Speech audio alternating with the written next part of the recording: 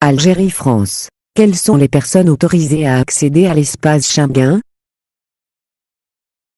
Le Consulat général de France à Alger a annoncé, dans une déclaration rendue publique ce jeudi 11 juin, que les personnes autorisées à entrer en France se limitent aux conjoints et enfants de Français.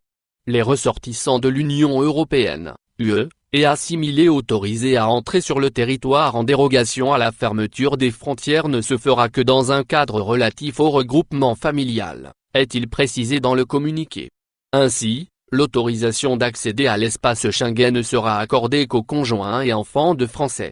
Il s'agit, selon le Consulat général de France, des ressortissants de l'Union européenne, dont le Royaume-Uni, et assimilés ayant leur résidence principale en France ou qui rejoignent, en transit par la France, le pays dont ils sont le national ou le résident, ainsi que leurs conjoints et enfants.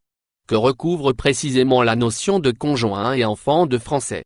Le Consulat de France à Alger précise que l'ensemble des conjoints, mariés, partenaires pacsés et concubins ainsi que les enfants de moins de 21 ans sont concernés, pour autant qu'ils résident habituellement dans le même foyer que le citoyen européen. Les enfants mineurs du conjoint étranger du ressortissant européen et assimilés entrent dans le champ des exceptions prévues. Une exception sous réserve d'une autorisation de l'autre parent et de la preuve que l'enfant réside habituellement dans le même foyer que le ressortissant européen et assimilé. Le service des visas étant fermé jusqu'à nouvel ordre, cette information ne concerne que les conjoints et enfants ayant déjà obtenu un visa. Par ailleurs, le Consulat de France à Alger déclare que les ascendants d'un ressortissant français, y compris à charge, ne rentrent pas dans le champ des exceptions prévues. Force aérienne. Tebboune met fin aux fonctions du général-major Boumeza. Le général-major Hamid Boumeza n'est plus le commandant des forces aériennes de l'ANP.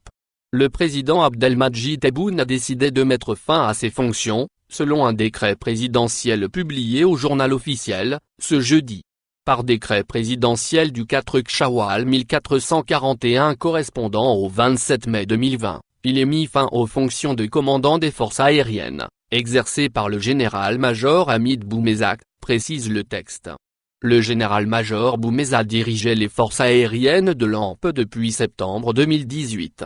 Il avait succédé au général-major Abdelkadeloun, mis à la retraite. L'ambassadeur d'Algérie au Maroc a été convoqué au ministère des Affaires étrangères du Royaume. Cette convocation fait suite aux propos de Mohan Ousseid Belaï, ministre conseiller et porte-parole officiel de la présidence de la République algérienne, qui a déclaré, mardi 9 juin, au cours d'une conférence de presse à propos du consul général du Maroc à Oran: nous avons demandé son départ. Son comportement était prévisible. Nous avons découvert que c'est un agent des services de renseignement marocains qui a été désigné consul à Oran pour d'autres raisons.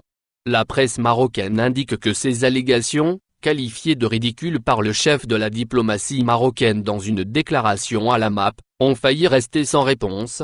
Mais le fait qu'elles émanent de l'institution même où siège le chef de l'État algérien leur confère une gravité telle qu'il n'a pas été possible de rester sans réaction.